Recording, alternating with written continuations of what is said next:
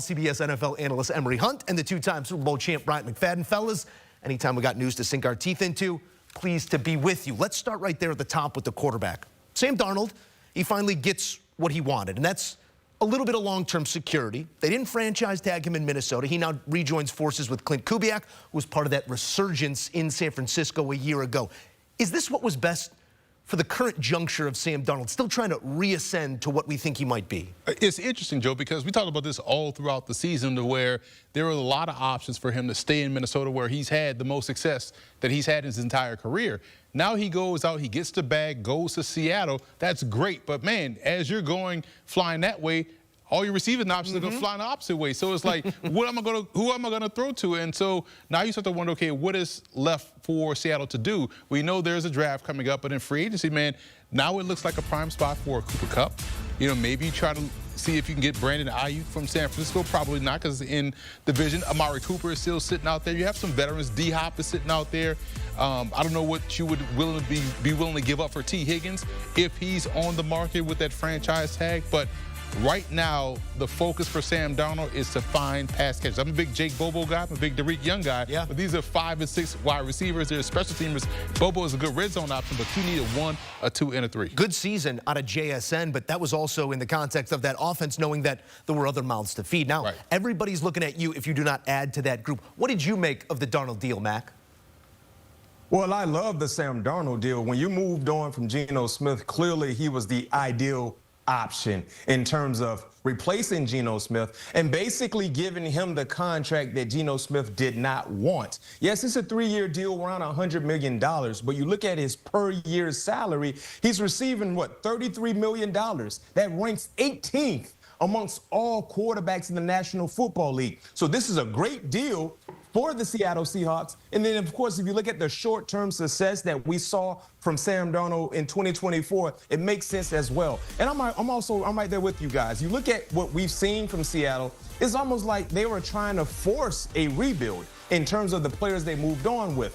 But they have money to play with, and they also have draft compensation as well. So you look at some of the resources they got in returns of moving Geno Smith, moving DK Metcalf. They got some high-value picks that they can utilize and try to flip to go get a proven commodity like A.T. Higgins, or just surface the free agency in terms of the wide receiver position to see who makes sense for what they're trying to do right now moving forward with the Seattle Seahawks. And that's the question. What are they trying to do right now? You trade away the top target, you let Tyler Lockett walk, you change the quarterback here, you get a little younger there, but it's also at that $30-some million deal. It's a prove-it year. It's still a year-to-year basis for Sam Darnold. Makes me question what was on the table in Minnesota with Kevin O'Connell being such a big part of that maturation. We're now going to see it in Seattle. We do have a couple of teams specifically here on Monday very active in day one of tampering. The Patriots negotiating north of $260 million in total contracts, guys, tending to places of need, both sides of the ball. Mac, how do you like the way they doled out the dollars here as they prepare for year 2 of Drake May?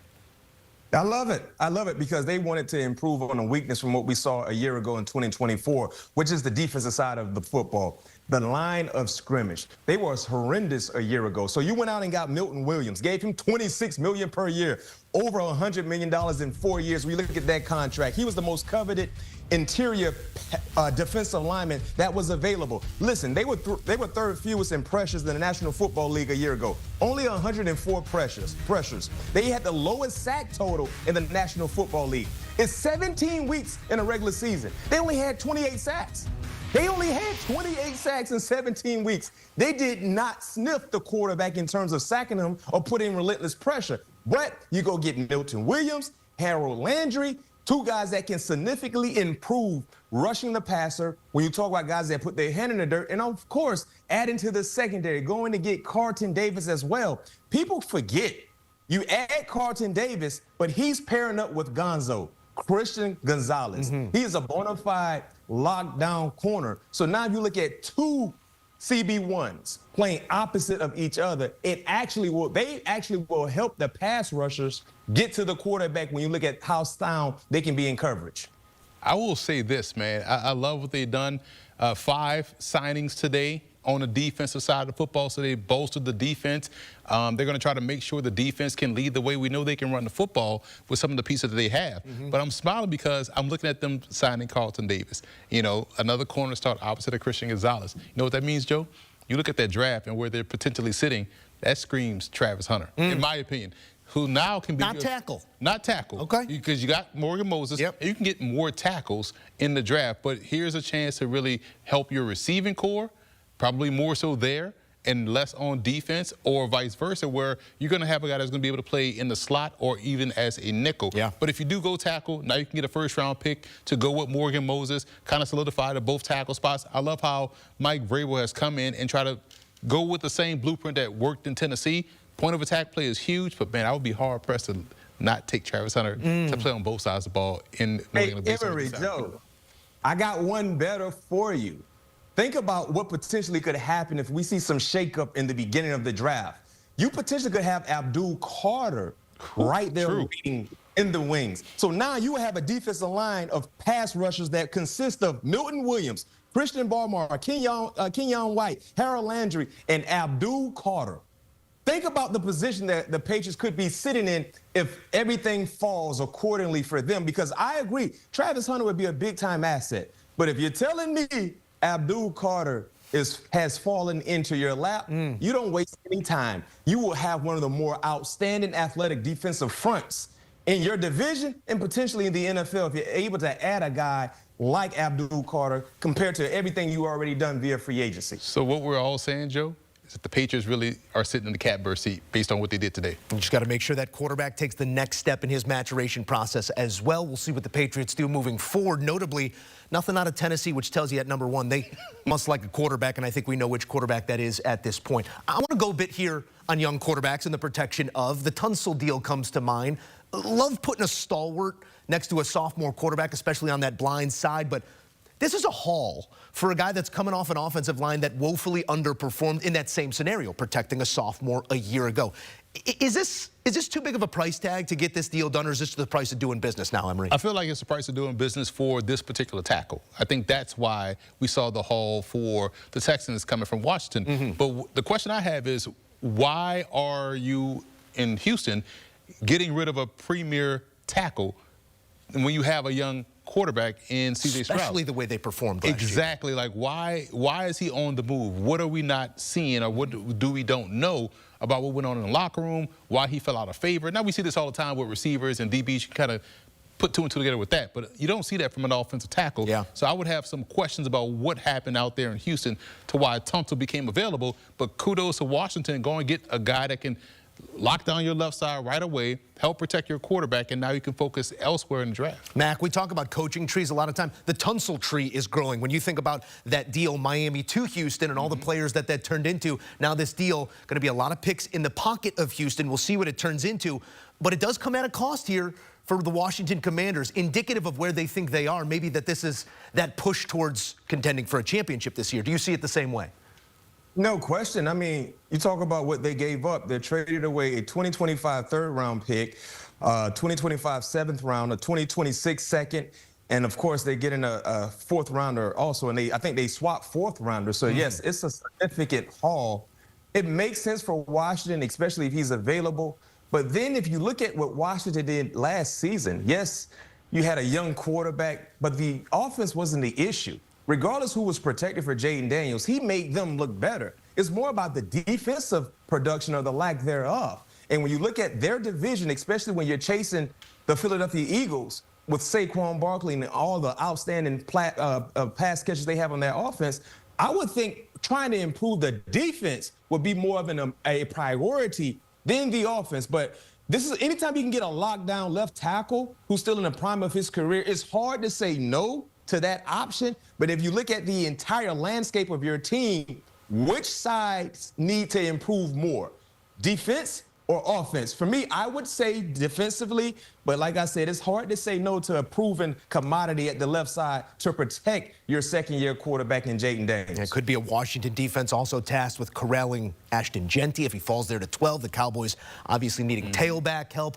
Just the platelets, they're shifting below us right now. The league, as it's become in free agency, it's always interesting, and these moves oftentimes do indicate where these teams are going. The Charter franchise is wheeling and dealing as well, fellas. Chicago completely retooling the interior of that much maligned offensive line over these last few weeks and adding some big pieces in the defensive trenches here in day one of tampering as well. Ryan Poles is building from the inside out right now. That is clearly apparent.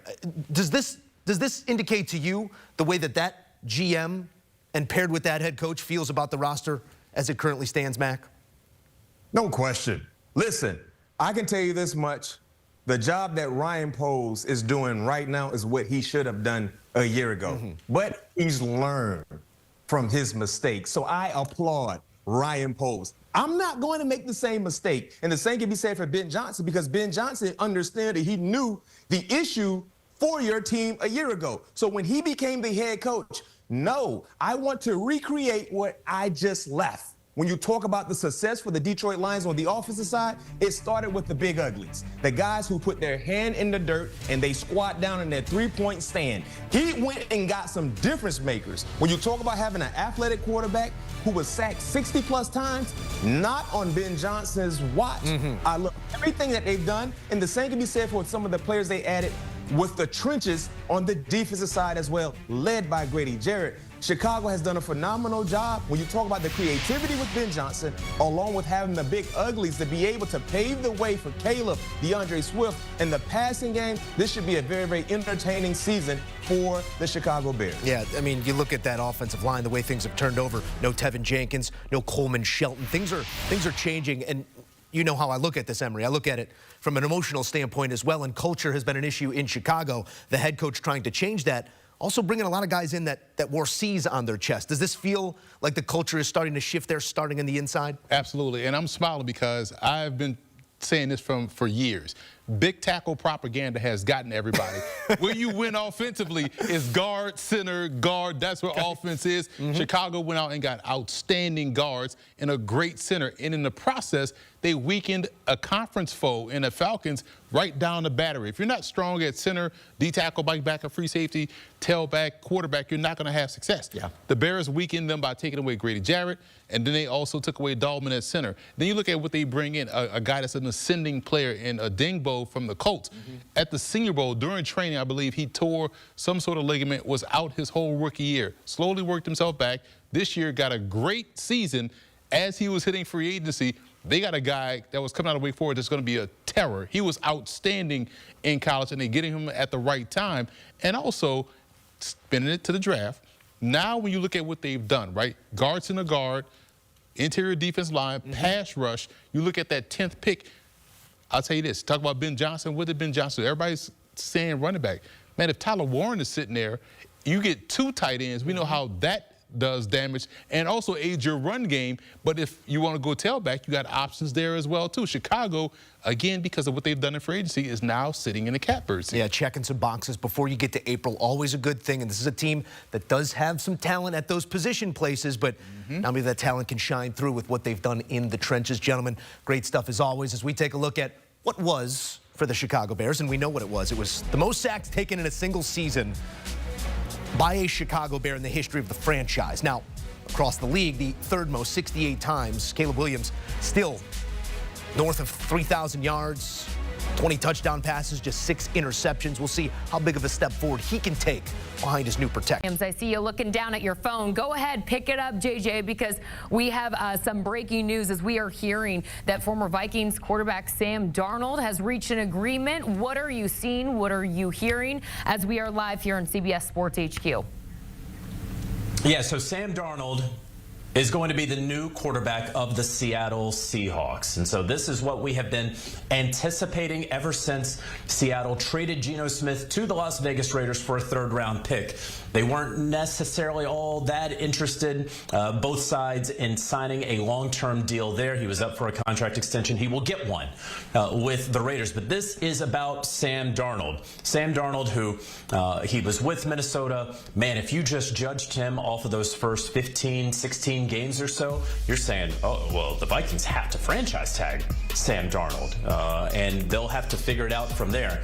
And then there was the regular season finale, and then there were the playoff game. And so those last 2 games really kind of left a bad taste in everyone's mouth. You knew that you weren't going to franchise tag Sam Darnold. And so then once Seattle opened up, it seemed like he could go there because they would be able to offer him a multi-year deal, or at least guarantees that would cover multiple years. Minnesota not willing to do that when you consider that they have J.J. McCarthy entering his 2nd year, hopefully healthy this upcoming season with that knee, still on his rookie deal. And so Seattle opened up. It seemed like it was going to work. Seattle went out and got Clint Kubiak to be their offensive coordinator, previously with the New Orleans Saints, but also before that, the San Francisco 49ers, where Darnold was as a backup. So a lot of familiarity there.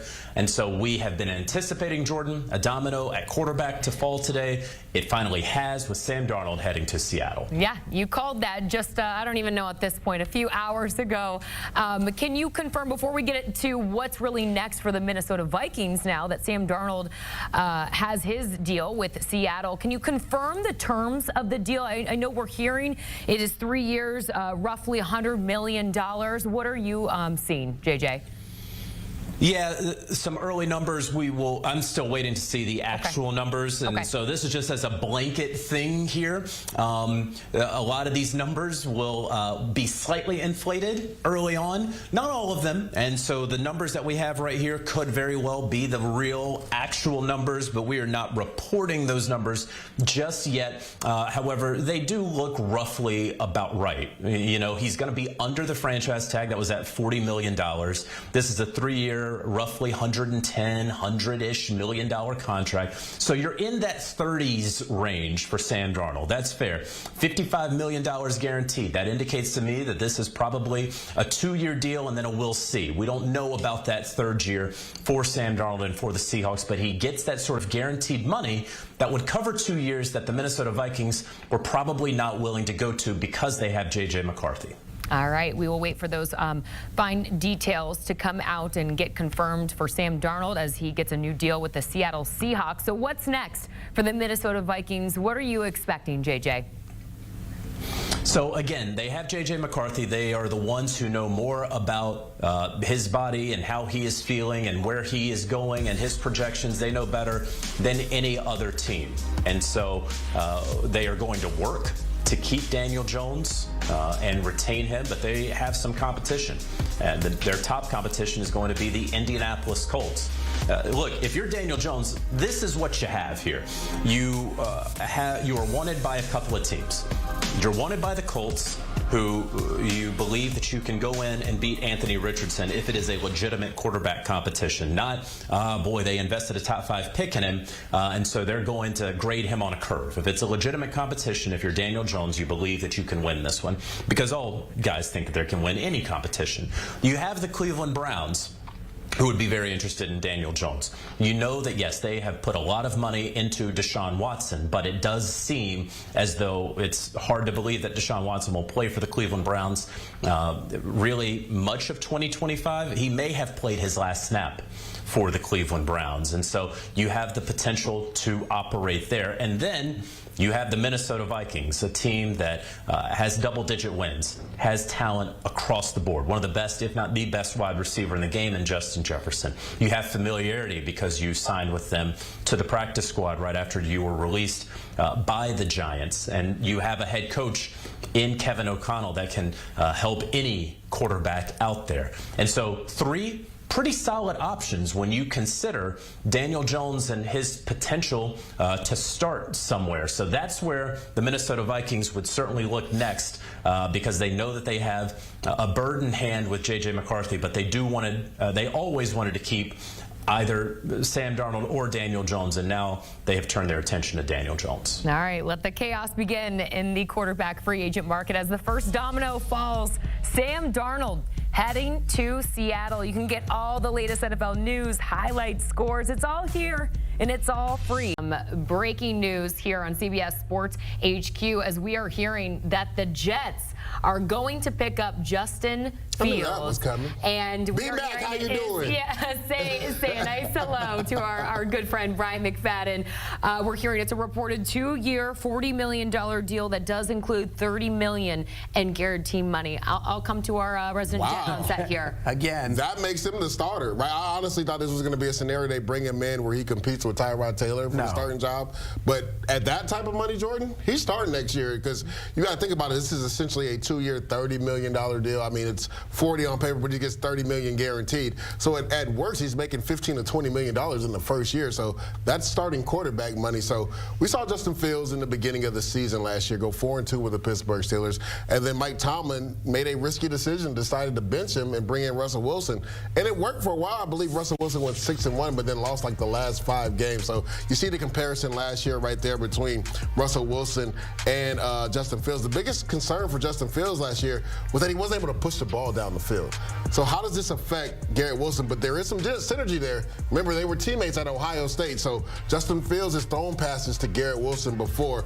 But we were talking about this, Pete. Justin Fields was going to have a nice little market. There were multiple teams that were in on him because of what he did in those first 6 weeks of the season with the Pittsburgh Steelers. And then he always has that added ability with his legs to be very dynamic in the open field.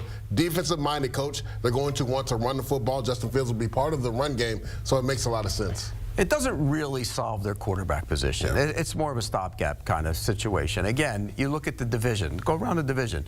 The Bills, we know, they solved their quarterback position a long time ago.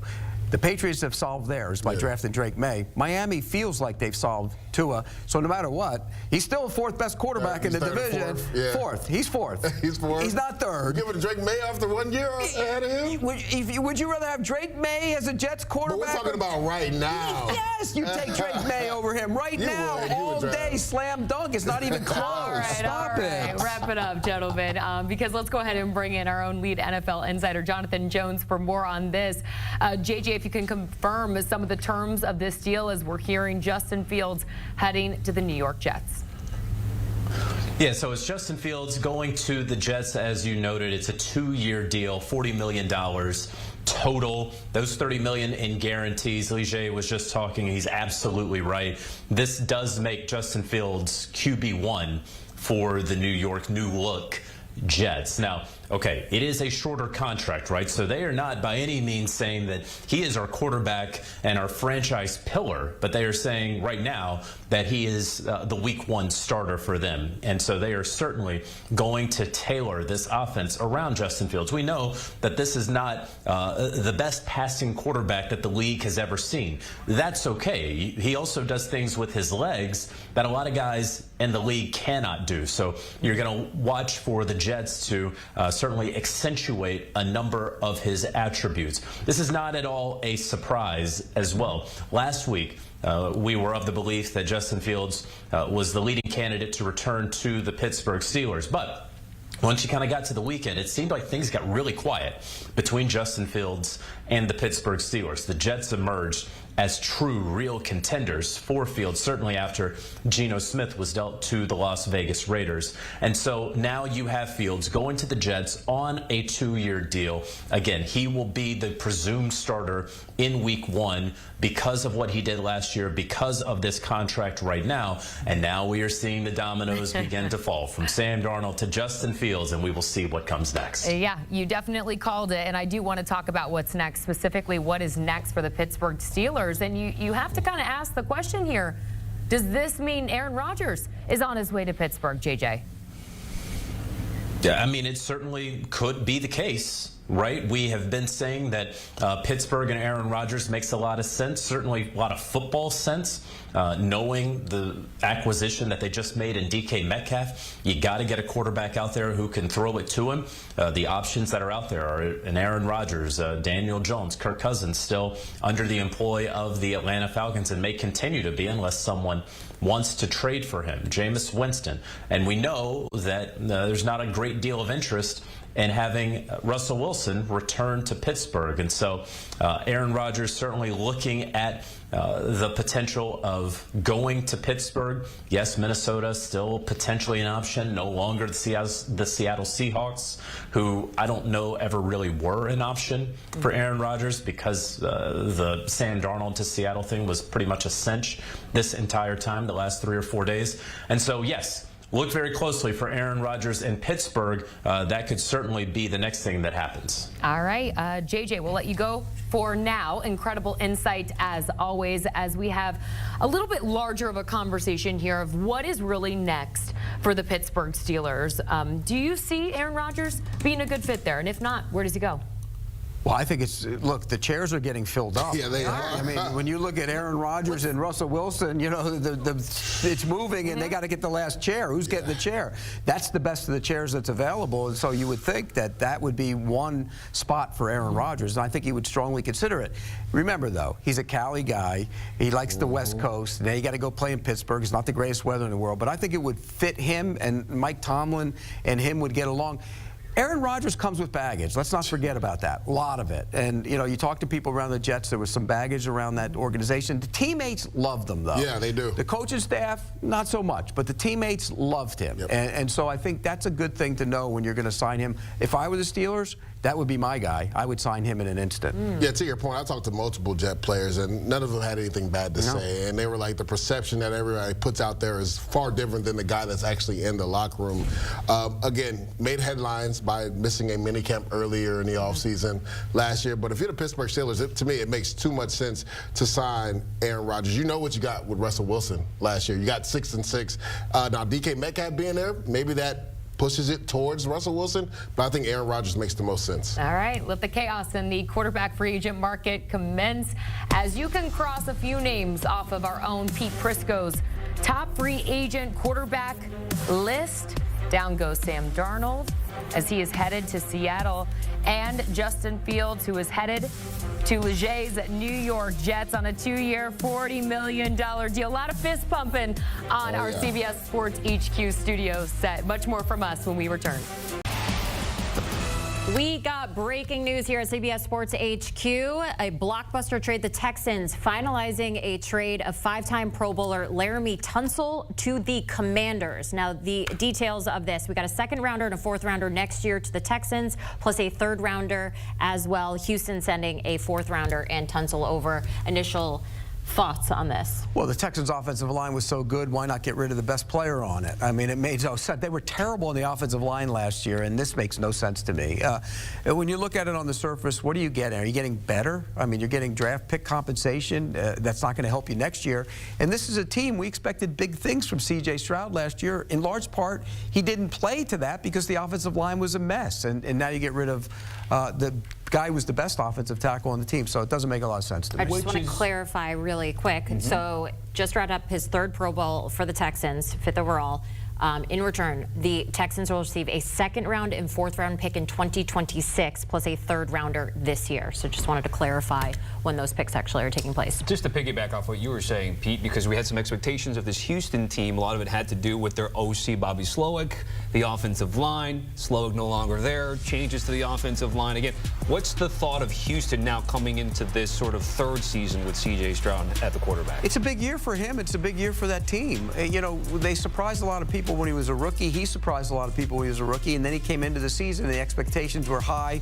They were going to push for a Super Bowl, and they won a bad division. It wasn't a very good division, but they weren't a very good team, and I think that showed up in the playoffs. So they have to get better on the offensive line, and this doesn't necessarily make them any better on the offensive line. I don't know what their plans are, because you're going to have to get a left tackle now, and that's always a concern. It's hard to find those guys.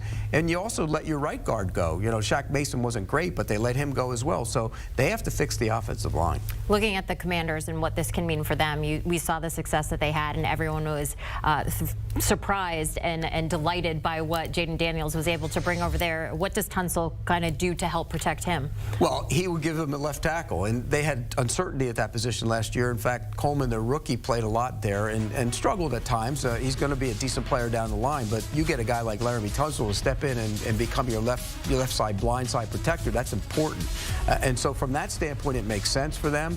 But again, here's the question about it. You're getting older. I mean, this team it's a young team on the rise, and now all of a sudden you're adding some age to that mix, and so sometimes you question that a little bit as well. Maybe they just need that veteran presence in there. But what does it mean that the Commanders, or maybe this is in your opinion, Pete, how much they think they're close to the champs? They get Deebo Samuel to add to what we're seeing with Terry McLaurin. They're trying to make moves, get to the postseason, and then get to the Super Bowl like the Eagles did. And you play the Eagles, you better protect your quarterback. And so from that standpoint, it makes sense. And he is a good pass protector. He's a good player when he's on the field. He's not a kid anymore. So, you know, he's not going to be Jaden Daniels' blindside protector for a long time. But for the now, it definitely upgrades that offensive line. And the popular thought is Terry McLaurin over the top, downfield, Deebo everything underneath. Is that how you envision, at least right now, the Washington offense with Are they Cliff getting Kingsbury? Deebo in shape, or are they getting the Deebo that was 20 pounds overweight last year? Deebo in Because shape. that guy who was 20 pounds overweight doesn't do anything. I mean, he's a non-factor. Couldn't use him as an option in the He's a backfield. non-factor. Can you use him underneath? Yeah, he's a Swiss Army knife? No. Yeah, but if he's in shape, Cliff Kingsbury will find a way to get both backs on the field at the same time, which is big for them. I think that's important, and you can do a lot of different things with him in the backfield. So I think if he's in shape, and that's the big if. So you're basically saying he's the NFL version of Luka Doncic. If he's in shape, he's a great weapon. Luka Doncic never got that big. I mean, Okay. Deebo was way too heavy last year, and I think he'd be the first one to admit it. He just didn't have any suddenness. He didn't look like the same player. And he could be a good gadget guy. I don't think he's ever going to be a big-time wide receiver anymore. He's a gadget guy, but they can use him, and I think Cliff Kingsbury will get creative with him. All right, so going back to this breaking news that we just got down the line, offensive lineman Laremy Tunsil to the Washington Commanders. What's your grade? Well, I give it a B+ for the Commanders because they're getting a blindside protector for their franchise quarterback. I give it a C-D for the Texans because their offensive line wasn't very good. You got worse. I don't understand the thinking in that. I just don't. It makes no sense to me. This offensive line was a disaster last year. He was the only player that was worth anything, and now you get rid of him. Makes no sense. Pete Prisco, been with us throughout the day. Pete, you better get out of here soon. Get out of here now. Just I'm gonna leave bring before you back more in news again. breaks. We got so much more on CBS Sports HQ. Anytime anything happens, you best believe we are Pete coming up coming live. from his car next on HQ's Pete next Prisco. breaking news story. Emery Hunt, Bryant McFadden joining us with reaction, the two-time Super Bowl champ in black and yellow. First thought goes to you here, Mac. I know Najee Harris's time in Pittsburgh seemed to run its course. What do you like about this next opportunity for him? Well, when you look at the mentality offensively with the Chargers, he kind of fits what they do, right? Going back to a year ago, you had two different backs that coexist nicely in the backfield for the Chargers. You had J.K. Dobbins, who was more of that home run hitter, you know, a guy that can really break off a nice average in terms of the opportunities. And then you had Gus Edwards, who's more of the bigger back, the bully of the two. And I think Najee would fit more of that Gus Edwards role. To your point, Joe, he's never been known to be a home run hitter, but he is a guy that can carve up quality yards in doing so with an ugly style. And it kind of fits what Coach Harbaugh is known to do, especially seeing his first opportunity there on the sidelines for the Chargers. You know what's interesting? I think he's going to have more advantageous looks with the Chargers because they have a competent passing game to where they can take some of that pressure off the running game. And it's mostly about what type of back is he. I think he's more of the pace setter or the closer. But if you're talking about down in, down out, I don't think that's his game. He's going to need someone to take some of that pressure off of him. But I do like the fact that he's going to a place where the run game is important. They know how to find lanes for these backs. We saw Gus Edwards have success. We saw, Dobbins have success. I do think with the advent of a fullback, kind of taking away an extra defender from him to have to make miss works out in his favor. So whether he's going to be the leadoff guy or even the closing guy, I think the fit is perfect for Najee Harris. And this outlines some of what we're saying here. Fewest yards per touch over these 4 seasons. Najee Harris second to only Ezekiel Elliott, and that also factors in what he did catching the ball out of the backfield. He has 3.9 yards per carry throughout his career, those 4 years.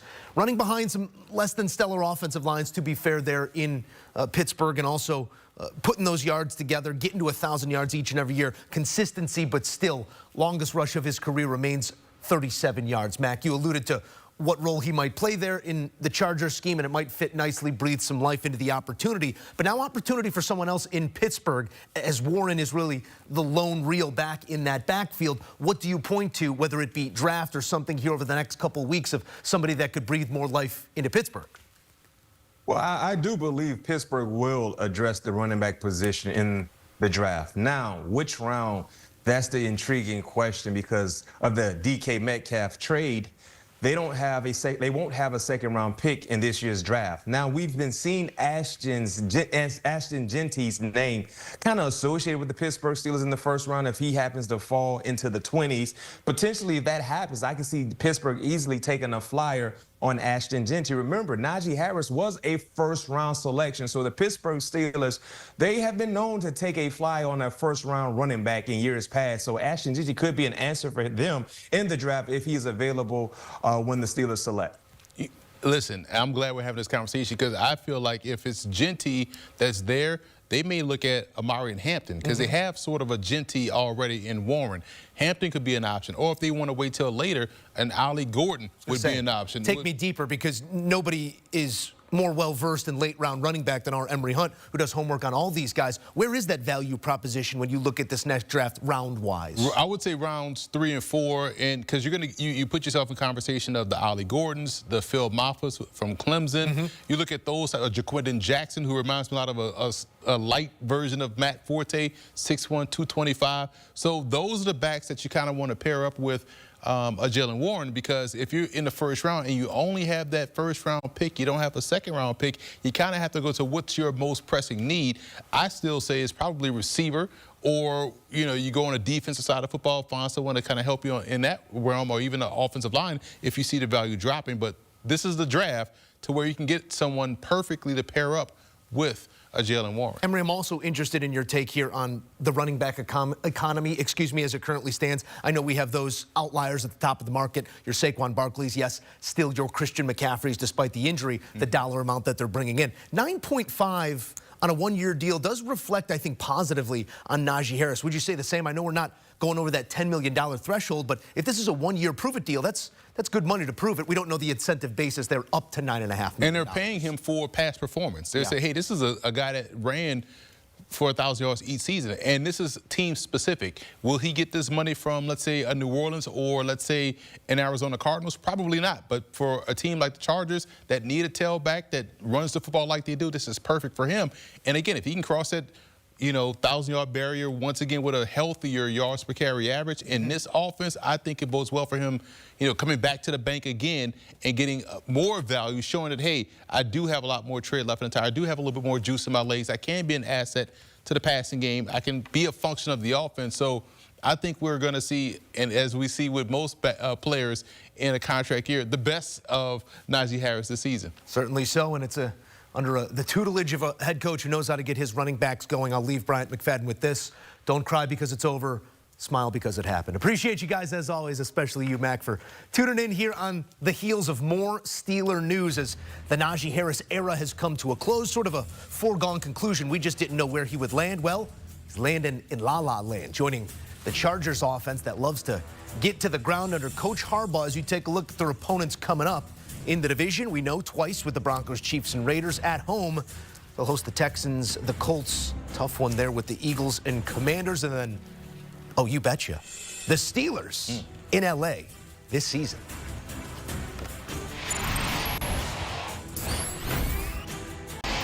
Emory Hunt, Bryant McFadden back in the mix here to discuss. And fellas, what my mind immediately goes to here, we live in a quarterback world, and the importance of can always point to something else.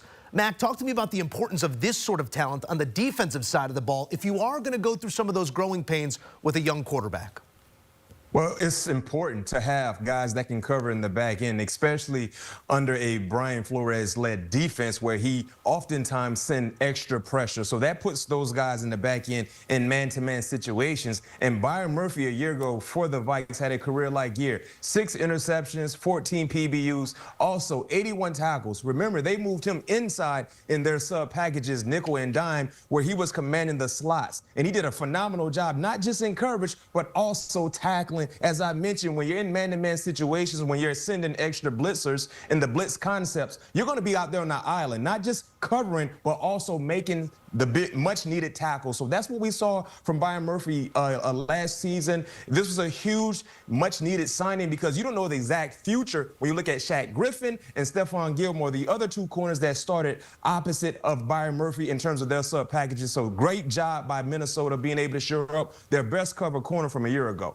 And you lose Cameron Bynum to the free agency, so you lose another key piece in your secondary. But I like this move as well. I thought he was one of my favorite corners coming out of his draft class. I felt like Arizona got off of him too quickly. He had his best year in Arizona in 2021. He had 4 interceptions, 12 PBUs, and you look at the last 2 seasons in Minnesota, 27 PBUs, 9 picks, 2 forced fumbles. So to B-Mac's point, the tackling, being around the football, making plays in man coverage, when you go man and you're blitzing, I trust my guys to make a tackle one-on-one in space. I trust my guys to make the plays that are there to be made in terms of turning the ball over, and that's what Murphy does. And to me, keeping him in tow is huge for the secondary because you can't get enough corners, especially with these teams that roll out these 3 wide receiver sets with 3 number 1s at those positions. Yeah, and to B-Mac's point, that B-flow scheme, bringing it from all different places, when you can just count on one side of the field, cut that thing in half, it allows you some autonomy in what you can do as a defensive coordinator.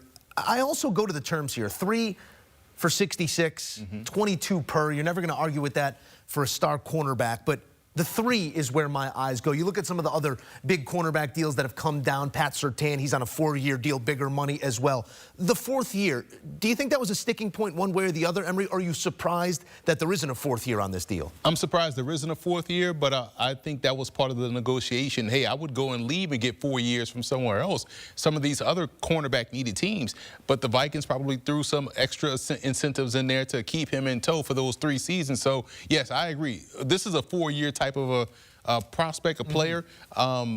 It'll be fascinating to hear what the real details are, the meat and potatoes of the contract once we hear what it becomes official on Wednesday. Hey, 1 less year just means a sooner bite at the apple. Keep on balling, and you'll find yourself setting that market once again. Bryant McFadden, Emery Hunt, thank you once again. All right, a look here at your highest paid cornerbacks on average annual value. J.C. Horn got his deal done earlier in the day to stay put there in Carolina. Now the pace car at $25 million per. Jalen Ramsey still situating second, just north of $24 million, as does Surtain. Again, 4 years on Surtain's deal, the star corner there in Denver. But Byron Murphy, now capital P paid in Minnesota.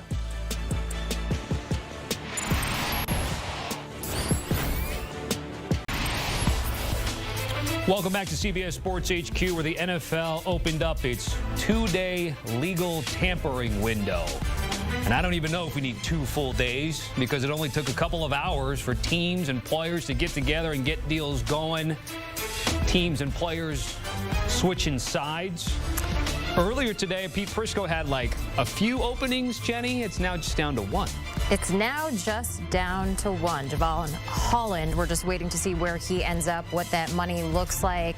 Some of the biggest ones to circle here: Sam Darnold to the Seahawks, Justin Fields also going to the Jets. We're still waiting on what happens with Aaron Rodgers. The Commanders making a huge splash, getting Laremy Tunsil.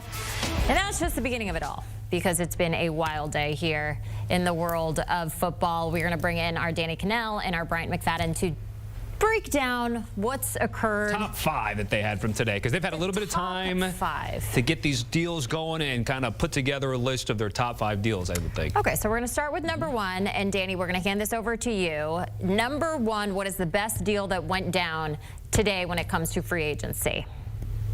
I'm excited. I mean, hey, I might be biased, having played the market, but the New York Jets bringing in Justin Fields, that was number 1 for me. You got a 26-year-old quarterback to come replace one that's up at the back end of his career, so it's a completely different direction. You pair him, reunite him with his former college teammate and Garrett Wilson on the outside. You bring a more mobile quarterback. We saw the offensive line. We were very well aware of those issues trying to protect Aaron Rodgers, so you get a more mobile quarterback. 26 26 years old, 55 touchdowns accounted for, only 21 interceptions. I think basically you're getting a 2-year window at a pretty good deal. I know it sounds like a lot of money because it is, but in the bigger scope, in the bigger picture, it's not that much to get a 2-year look at somebody who could potentially be a franchise quarterback for you. So I love that move for the Jets, bringing in Justin Fields.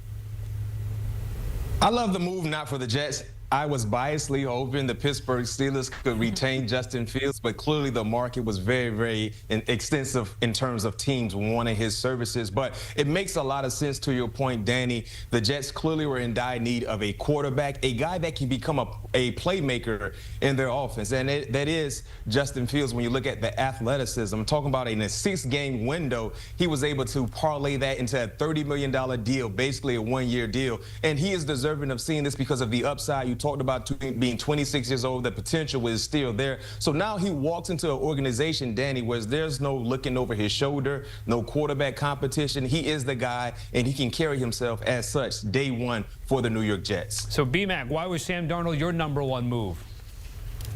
Sam Darnold has been the most talked about quarterback throughout this free agency period as we got ready for free agency. When you look at what he did a year ago, exceeding the expectations, surprising everyone, becoming the starter for the Minnesota Vikings, being able to win 14 games, and as an individual played fairly well. And then when you look at what happened today with Seattle in dire need of a quarterback, they went out and gave him a 3-year deal, over $100 million. If we asked this question 2 or 3 years ago, do you see Sam Darnold ever hitting a triple-digit plateau in terms of an overall contract? We all would have said, no way, no how. But guess what? It happened today because of how he played for the Minnesota Vikings. He was the most coveted quarterback amongst the free agents, and they paid him as such. And they got to see him firsthand when the Vikings beat the Seahawks in the Pacific Northwest. And again, Sam Darnold gets a new team and a new deal. Again, we're going through each of your top 5s. And almost like fantasy football order, we're going to reverse snake it. So that means for #2, B-Mac, you're going to go first. And then Danny's going to follow with his #2. B-Mac, what do you got? Well, I'm going to go with the New England Patriots. They made a slew of moves today because of the money they had available. And it starts with Milton Williams, the most coveted interior defensive lineman amongst all the free agents, had a heck of a year for the Super Bowl winning champions, Philadelphia Eagles. They went out and gave Milton $26 million per year. Deserving when you look at what he did, and also talking about the potential, because if you're the New England Patriots, you look at your division, you're chasing the Buffalo Bills, you're chasing the Miami Dolphins, you're chasing quarterbacks that have high-powered players surrounding them, so you got to go find guys that can hunt those said quarterbacks. And Milton Williams is one of those guys in terms of being a do-it-all defensive lineman, not just in run pro, but also putting pressure on opposing quarterbacks. This was a big-time need for the New England Patriots, and you look at the monster that they're building there on the defensive front, starting with Milton Williams. Clearly, they're trying to let everyone know we're going to try to win the battle in the trenches, and it starts with Milton Williams. B-Mac, I love it, and I think both of our #2 spots show you why it's so hard to repeat as Super Bowl champions, because I'm going with another Philadelphia Eagle who is leaving to go to the Arizona Cardinals, and that's Josh Sweat, who reunites. I mean, I think that's one of the reunions we're hearing, too, with like guys going with familiarity, the relationships that are built. Josh Sweat going out to Arizona to reunite with Jonathan Gannon, who was the defensive coordinator with the Eagles when Sweat had his most productive seasons back there in 21 and 22. Hasn't dropped off too much, in the production category, maybe a little bit statistic category he has, but now he's going back to a place at Arizona where their defense probably was a little bit quiet under the radar, but with a defensive-minded coach and Coach Gannon, I think this is a great fit. I think he should flourish out there, and he's getting paid pretty handsomely, too, at that pretty nice number with Myles Garrett resetting that market. It's a pretty good number for him. So that was my #2 signing for me. All right, we're going to bring it back to you, Danny. And as we mentioned, snaking it around, so it's going back to you. You, like, your #3 move was B-Mac's #1, correct? Yes, I'm going to go with Sam Darnold. The reason why it's not higher for me, I think this makes a lot of sense, right? I mean, again, another reunion, Clint Kubiak, the offensive coordinator, somebody that Sam Darnold was with the 49ers back in 23. I'm a little bit cautious on this one because of the lack of weapons around him. No more Tyler Lockett, losing your other key piece on the outside, and DJ, moving on as well. So, and the offensive line has question marks as well. So I'm a little bit concerned. One, the team that he's going to, the supporting cast that Sam Darnold's going to with the Seahawks. And then two, the Sam Darnold that we saw last year, was that an anomaly, the MVP form, or was it we've seen throughout the majority of his career? That's the question that I don't know, and it's going to be even tougher for him to do it out in Seattle with a roster that's not as talented as what he had in Minnesota. I do like it. They get basically another version of Geno Smith, except younger. It's not too outrageous of a contract, so from that standpoint, it makes sense. But I'll be watching it closely, but I'm just curious what the supporting cast looks like for him. Well, when you look at Sam Darnold, I'm right there with you. He walks into a situation that's the opposite of what he had in Minnesota. No Justin Jefferson, no Jordan Addison. So clearly the playmakers, the lack thereof, is something that will put more pressure on Sam Darnold. But he's getting paid to handle all of that pressure. When you talk about $110 million for 3 years, I think he's going to be okay in finding a way to orchestrate success with the lack of players surrounding him outside of Jackson Smith and Jigba. And then BMAC, you're going to go with Carlton Davis to the Patriots. Was that your number 3 move? No question. And I think for me, it's about the team he's going to. Right, I talked about the New England Patriots having the most money in terms of cap space out of every team in the National Football League. They've done a real good job in spending the money wisely. Milton Williams was the first big-time signing on the defensive front. Now you go get the most coveted corner that was available in free agency in Carlton Davis. Now you're able to show up the back end and get this. You pair him up with Gonzo, Christian Gonzalez, a guy who is a lockdown corner on the opposite side. So you now have 2 number 1 options at the cornerback position. This is why I love this move for the New England Patriots, because they needed to improve the defense. So that they started in the trenches, and then they worked their way to the 3rd level, which is the secondary. And if you're Carlton Davis, now you're telling any offense that you face, it's not about me. You also have to monitor and pay attention to my opposite cornerback and Christian Gonzalez. So if you look at what they've done, quiet as kept, they're really building a very, very impressive defensively on the personnel side. And I can't wait to see what else they have in store the rest of the way throughout free agency. All right, let's get to number 4 on your guys' list. That means we flip back to BMAC. And you had hinted a little bit when Danny went, Justin Fields number 1. He's your number 4. I don't know if that's because you feel maybe a little snake bitten as a Steelers guy, BMAC here, but how would you also describe the Justin Fields experiment in Pittsburgh?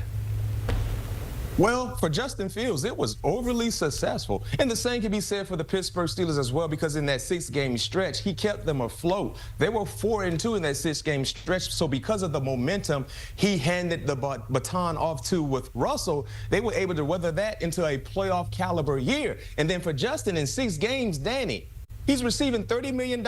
I'm willing to bet, Danny Cannell, you would sign up for a 6-game stretch to get $30 million. That's what Justin Fields did. So everything worked out wonderfully for the player in Justin Fields, and the same can be said for the Pittsburgh Steelers, because they were able to get into the playoffs. No doubt about it. I definitely would have signed up for that deal. My number 4 is the Washington Commanders making a move, not in free agency, but trading for Laremy Tunsil from the Houston Texans, a 5-time Pro Bowler who's one of the better, tackles in the league. He's only 30 years old. And my thinking on this one was a few weeks ago, maybe about a month ago, we were talking about what the Commanders should do this offseason. And my take was they need to go all in around Jaden Daniels with cap space to spend, with draft capital to use, and they do just that to make sure that Jaden Daniels is protected and that he's got an offensive line that's solidified up front to add potentially the run game as well. I love this move. They didn't have to give up too much, maybe got a little bit expensive, but you've already got one of the better, more experienced Pro Bowl left tackles on the market. I love this move, going all in for the Commanders. You've got Jaden Daniels on his rookie deal. You might as well try to make it happen sooner rather than later. R.P. Prisco said, great move for the Commanders. I don't know what the Texans are doing when it comes to that. All right, number 5. We've dwindled our way down to our last topic of the day. B-Mac, we're going to start with you. What's your fifth move of the day? Chris Godwin deciding to stay in the Sunshine State with the Buccaneers.